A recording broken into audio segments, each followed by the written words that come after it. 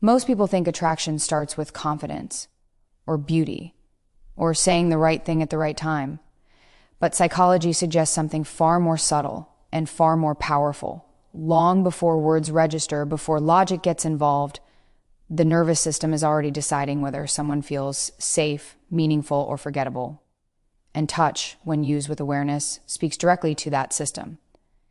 This isn't about seduction or manipulation.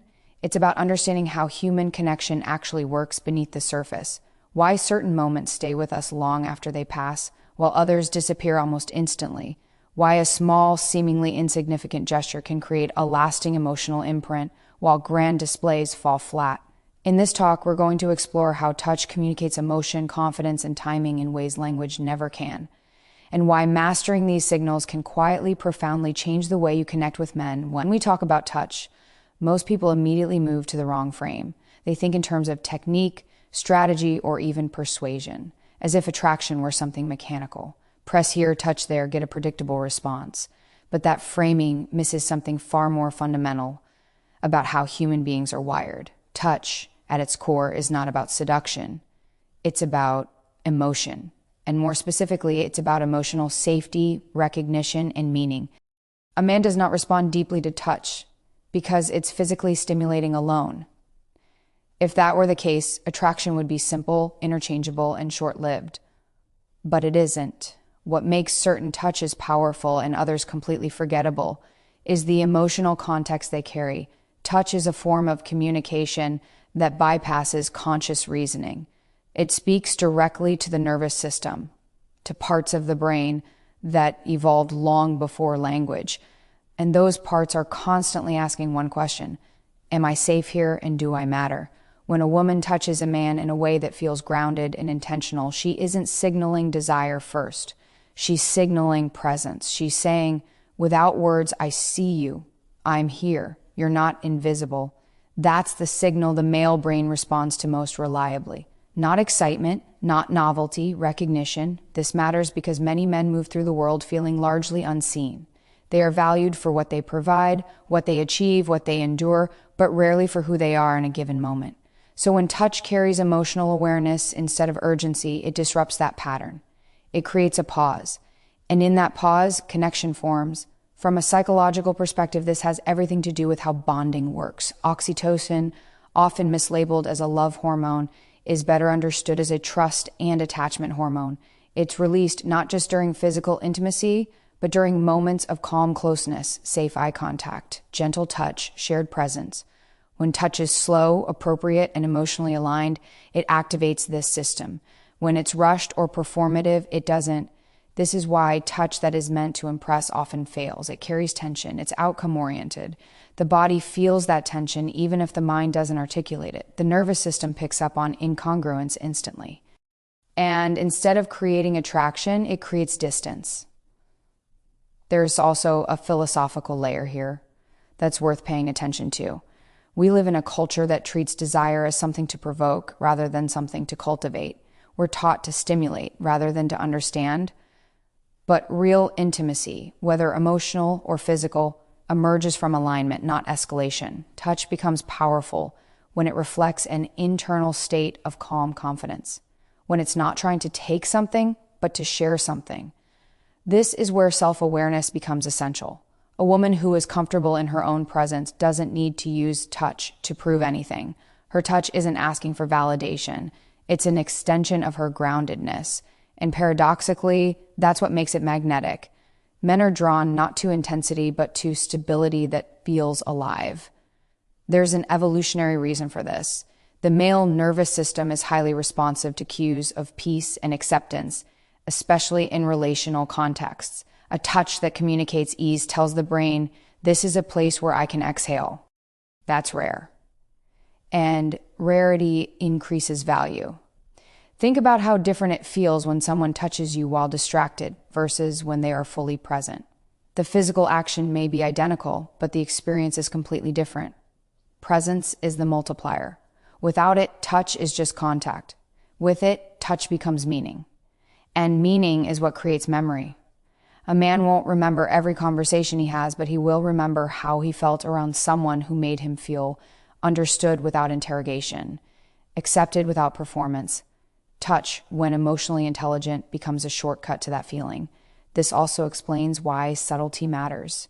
When touch is restrained and appropriate, it invites curiosity rather than resistance. It allows the other person's mind to participate instead of react. And participation is essential for genuine attraction. No one bonds deeply to something that overwhelms them. In this sense, touch functions almost like punctuation in a conversation. It emphasizes what's already there. If the emotional content of the interaction is hollow, no amount of touch will fix it. But if there's warmth, curiosity, and mutual respect, even the smallest physical signal can feel significant. There's another misconception worth addressing, that emotional touch is passive or weak. In reality, it requires far more strength and awareness than overt physicality. It demands patience. It requires you to tolerate ambiguity without forcing resolution. That's difficult, and difficulty often signals value. From a philosophical standpoint, this aligns with the idea that power is not domination, but self-regulation. The ability to remain calm, present, and intentional, especially in moments where you could escalate, is a form of quiet authority. Touch that emerges from that state carries weight. This is why men often describe certain women as calming or grounding, even when they can't explain why. It's not about what those women do, it's about how they are. Their touch is simply an extension of that internal coherence. And coherence is deeply attractive because it's rare in a chaotic world. When touch is emotionally grounded, it doesn't rush intimacy. It prepares the conditions for it. It builds trust before desire, not instead of it. And trust is the structure that allows desire to last rather than burn out. This also protects both people involved. Touch that respects emotional pacing reduces confusion, resentment, and regret.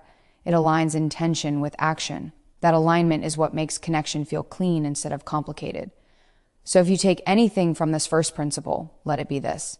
Touch is not something you use to get a reaction. It's something you offer to express understanding.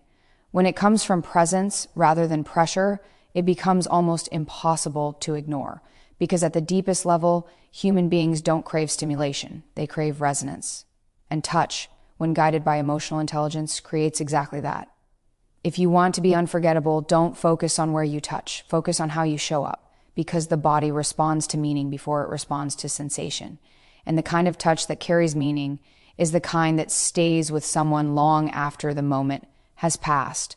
When people hear the phrase non-obvious touch, they often assume it means subtlety for its own sake, as if the goal were simply to be mysterious or indirect. But that's not what's actually happening at the psychological level. The power of non-obvious touch doesn't come from hiding intention. It comes from aligning with how the human brain processes meaning, novelty, and trust. The brain is not designed to respond most strongly to what is predictable. It responds to contrast, to patterns that are interrupted in a way that feels safe rather than threatening. Obvious touch follows a script. The mind anticipates it, categorizes it, and often neutralizes it. Non-obvious touch, on the other hand, bypasses that script. It lands before the brain has time to defend itself. This matters because attraction is not built in the conscious mind. It's built in the layers beneath it, where interpretation happens faster than language. When touch appears exactly where it's expected, it doesn't create depth, it confirms assumptions. But when it appears in a way that feels thoughtful and unexpected, it creates attention. And attention is the gateway to emotional impact.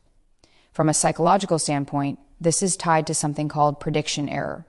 The brain is constantly predicting what will happen next.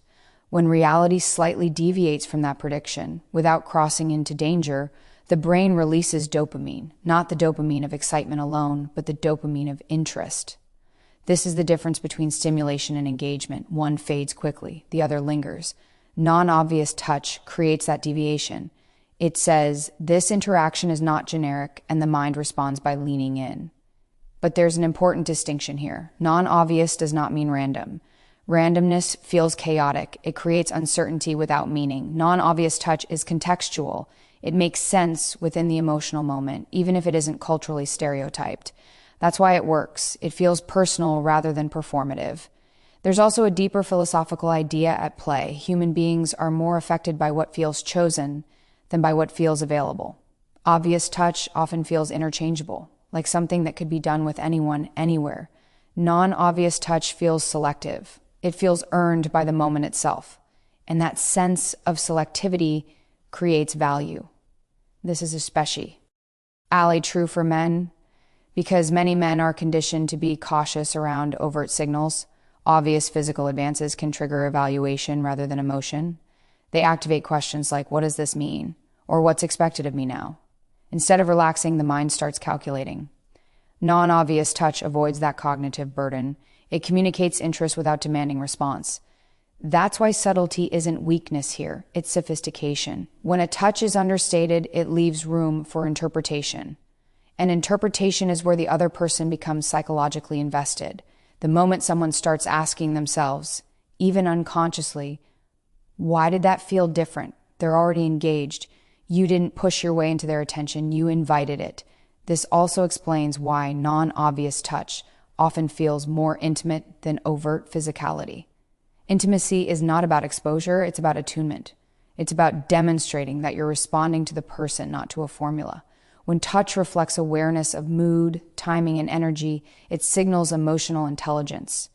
And emotional intelligence is one of the strongest predictors of long-term attraction. There's a restraint embedded in this kind of touch that's important to recognize. Restraint communicates confidence. It says, I don't need to rush this. That message is deeply regulating to the nervous system. It lowers defenses. It creates a sense of safety without dullness. And safety is often misunderstood. People think safety kills attraction. In reality, safety is what allows attraction to deepen instead of collapsing into anxiety or power games. The difference between boredom and safety is presence. Non-obvious touch is present. It's alert. It's intentional. This is why the places that have the strongest emotional impact are often overlooked. They're overlooked because they're not sexua. Lies by default. And that's precisely why they work. They don't trigger comparison. They don't activate cultural noise. They feel clean. When a touch isn't loaded with expectation, the body can actually feel it. The nervous system can register it without bracing. That's when it becomes memorable.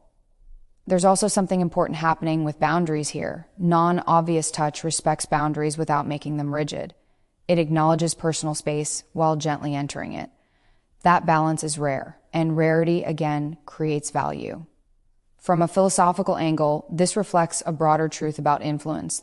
The most powerful signals are often the quietest ones. Not because they're weak, but because they're precise. They don't waste energy. They don't over-explain themselves. They trust the intelligence of the other person to notice. That trust itself is attractive. It implies equality rather than pursuit. It says, I'm not trying to convince you. I'm inviting you to experience something, and experience is what changes people. Not arguments, not displays, not intensity. This approach also aligns with long-term relational health. When touch is non-obvious and emotionally tuned, it builds a pattern of mutual awareness. It teaches both people to pay attention. Over time, that creates a shared language that doesn't need to be loud to be clear. Contrast this with obvious touch, which often peaks quickly and then demands escalation to maintain impact. That escalation cycle is exhausting. Non-obvious touch doesn't need to escalate constantly because its power comes from meaning, not momentum. There's patience embedded in it. And patience, in a world obsessed with immediacy, feels almost radical. What's interesting is that many people already intuitively understand this, but they abandon it under pressure. They think being subtle will make them invisible. But the O-side is usually true. Subtlety, when paired with presence, makes you distinct. The key is congruence. Non-obvious touch must match who you are in that moment. If it's forced, it fails. If it's performative, it collapses. But if it arises naturally from attention and emotional clarity, it lands with disproportionate impact. And that brings us back to the broader theme of this conversation. Attraction is not about doing more. It's about doing less better, less noise, less urgency, less imitation, and more attunement. Because when touch is thoughtful rather than obvious, it doesn't just register on the skin. It registers on memory. It creates a question instead of an answer. And questions are what keep the mind engaged. So if you're paying attention, the insight here is simple, but not easy. Stop trying to be impressive and start being precise. Let your actions reflect awareness rather than appetite. Because the touches that stay with us aren't the ones that took the most space. They're the ones that arrived quietly, made sense instantly, and left us wondering why they felt so meaningful. There's a tendency to overemphasize location when people talk about touch, as if the body were a map with pressure points that automatically produce a reaction. But that way of thinking misses the more decisive variable, which is timing. Timing isn't just about when something happens in a sequence, it's about whether the internal state of the other person is receptive or guarded. And that internal state determines everything. A touch that is perfectly placed but poorly timed will feel intrusive. The same touch delivered at the right moment can feel natural, grounding, even necessary. This is because the human nervous system doesn't evaluate actions in isolation. It evaluates them in context. Timing is the context that tells the brain how to interpret what's happening. From a psychological perspective, this comes down to readiness. Human beings oscillate between states of openness and self-protection throughout the day. Those states shift based on stress, attention, trust, and emotional load. When someone is in a defensive or distracted state, their nervous system prioritizes control. Any unexpected input, especially physical input, can feel like a demand. When someone is in a receptive state, that same input feels like connection. The mistake many people make is assuming receptivity can be created through force or persistence. It can't. Receptivity emerges when a person feels emotionally oriented and unpressured. That's why timing matters more than location. A touch that arrives after emotional rapport has been established feels aligned. A touch that arrives before that rapport exists feels premature. This is also why conversation, eye contact, and shared attention matter so much before touch ever enters the picture. These are the signals that tell the nervous system you're not being rushed, you're not being evaluated, you're not being cornered. Once those signals are present, touch becomes an extension of connection rather than an interruption of it. There is a philosophical idea here that's worth considering. Meaning arises not from action alone, but from appropriateness. An action is meaningful when it fits the moment. Timing is what determines fit. Without it, even well-intentioned behavior loses coherence. This is especially relevant in attraction because attraction is highly sensitive to incongruence. The body notices when something doesn't match the emotional temperature of the interaction. And when there's a mismatch, the instinctive response is withdrawal. Not because the action was wrong, but because it was early. Men in particular tend to respond strongly to timing because they are often socialized to suppress emotional processing. They may not articulate discomfort or confusion, but the body registers it. When touch aligns with an emotional opening, when something meaningful has just been shared or a moment of mutual understanding has occurred, it lands differently. It feels earned rather than imposed. This is why silence can be as important as action. Moments of pause allow the nervous system to settle. They create space. And space is what allows timing to reveal itself. When everything is filled with noise, constant talking, constant movement, it becomes harder to sense when the other person is actually available for deeper connection. There's also a biological component to this. Stress hormones like cortisol reduce sensitivity to pleasure and bonding. Calm states increase it. Timing, in a very literal sense, is about waiting for the body to be in the right chemical environment. You can't force chemistry by ignoring chemistry. This reframes patience as an active skill rather than a passive delay. Patience isn't about holding back arbitrarily. It's about observing. It's about paying attention to subtle shifts in posture, tone, and attention. These shifts tell you more about timing than any rule ever could, and this is where intuition comes from. Intuition isn't mystical. It's pattern recognition informed by presence. When you're actually paying attention, timing becomes obvious. When you're focused on outcome, it becomes invisible. There's also something deeply respectful about good timing. It acknowledges the autonomy of the other person's internal world. It says, I'm responding to where you are, not where I want you to be. That respect is felt immediately, even if it's not consciously named. In contrast, poor timing often carries a subtle form of entitlement. It assumes access before access has been granted, and that assumption, even when unspoken, erodes trust. Trust build in moments where nothing is demanded. Timing allows touch to exist without obligation. It gives the other person the freedom to receive without having to respond in a particular way. That freedom is essential for genuine attraction. There's a paradox here that's important to understand. The less a touch requires, the more powerful it becomes. When timing is right, touch doesn't need to escalate or be repeated to have impact. It resonates because it aligns. This also explains why some interactions feel rushed even when nothing overtly inappropriate happens. The pace is wrong, the emotional sequence is skipped, the nervous system feels pushed to keep up rather than invited to participate. Good timing, on the other hand, feels effortless. It doesn't announce itself. It feels like the next logical step, even if it's subtle. That sense of inevitability is not created by intensity, but by alignment, from a philosophical standpoint. This mirrors how we understand wisdom more broadly. Wisdom is not about knowing what to do, it's about knowing when. The same action can be wise or foolish depending on timing. Touch follows the same principle. This perspective also removes anxiety around doing it right. If timing is your guide, you don't need rigid rules, you need awareness. You need to be willing to slow down enough to notice what's actually happening rather than what you hope will happen. And slowing down is difficult in a culture that equates speed with confidence, but real confidence shows up as restraint. It shows up as the ability to wait without disengaging, to stay present without pushing forward. When touch emerges from that state, it carries a sense of inevitability rather than urgency. It feels grounded, and grounding is deeply regulating to the nervous system. There's also an ethical dimension here. Timing ensures that connection remains mutual. It protects TS against misunderstanding and regret. It aligns desire with consent in a way that feels natural rather than procedural. Over time, this creates a pattern of trust. When someone learns that you respect timing, they relax around you.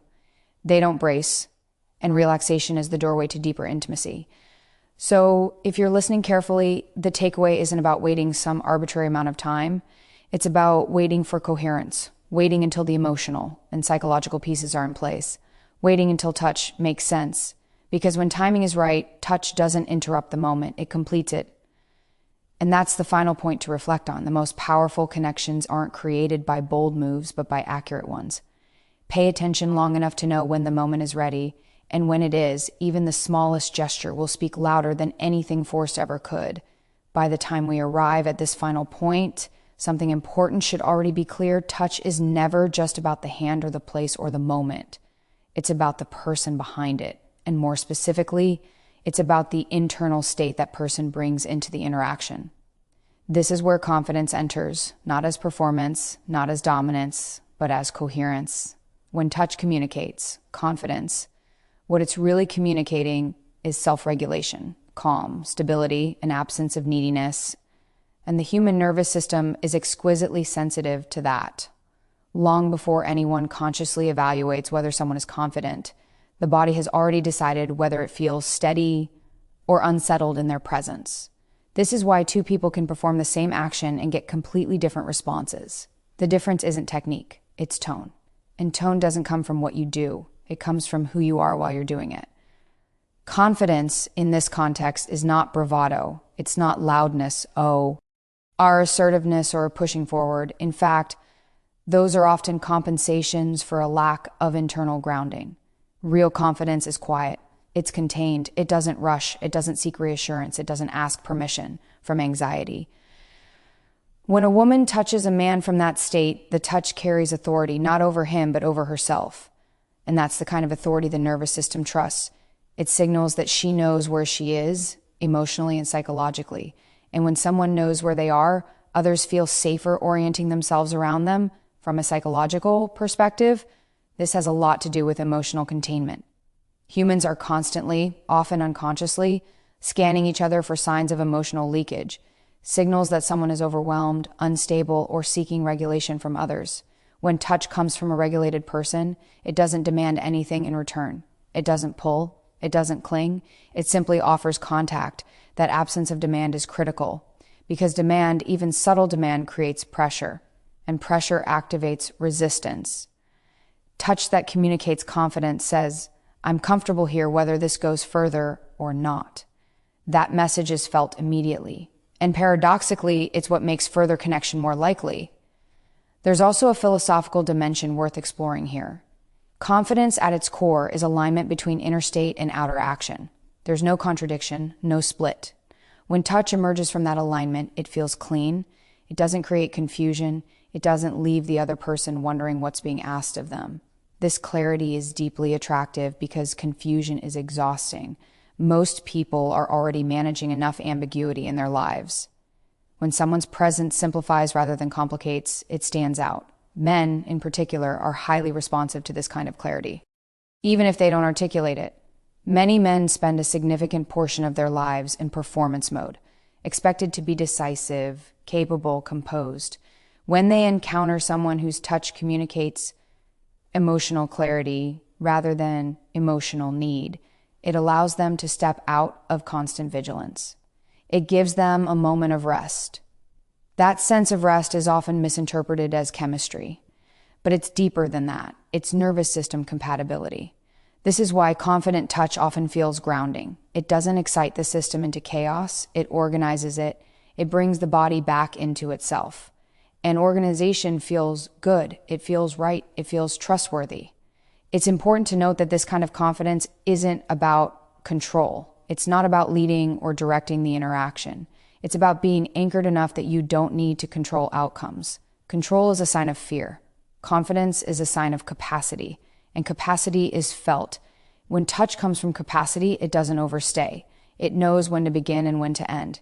That restraint reinforces its authority. It shows discernment. It signals that the person touching is choosing, not grasping.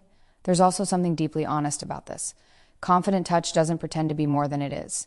It doesn't inflate the moment. It allows meaning to emerge organically. That honesty builds trust.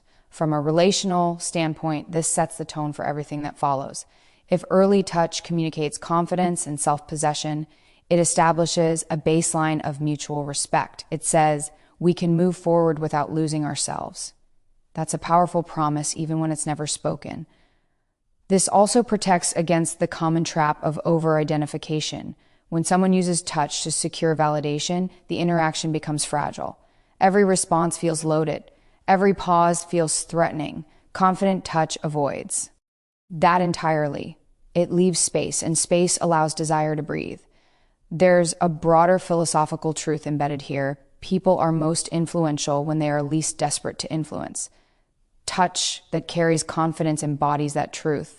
It doesn't try to persuade. It doesn't try to convince. It simply expresses presence. Presence is magnetic because it's rare. Most people are preoccupied, either with what they want or with how they're being perceived. When someone is simply there fully, without self-consciousness, it registers as strength. And strength, when it's calm rather than aggressive, invites closeness rather than competition. This kind of touch also communicates boundaries in a subtle but powerful way. It shows that the person touching has an internal sense of limit, that they are not trying to merge, consume, or dissolve into the interaction. That self-definition is deeply reassuring. In contrast, touch that lacks confidence often feels vague or invasive. It doesn't know where it begins or ends, and that lack of clarity triggers discomfort, even if nothing overtly inappropriate occurs. So confidence isn't an accessory to touch. It's the foundation of its meaning. What's interesting is that this kind of confidence can't be faked for long. The body reveals incongruence quickly, which is why the real work here isn't learning how to touch, it's learning how to be. It's about cultivating an internal state that is calm, self-aware, and grounded. When that state becomes familiar, touch naturally reflects it. You don't have to think about it. You don't have to calculate. It becomes intuitive. And intuition, when it's rooted in self-regulation rather than impulse, is incredibly accurate. This also reframes attraction as a byproduct rather than a goal. When you focus on becoming more internally coherent, your external signals naturally become clearer. Touch stops being a tactic and starts being a language that says, I'm here, I know myself, and I'm not afraid of this moment. That message lands deeply because it's rare and because it's true. So if there's one final reflection to leave you with, it's this. The most compelling touch doesn't come from trying to create attraction. It comes from embodying stability. Cultivate that first, and your presence alone will do more than any strategy ever could.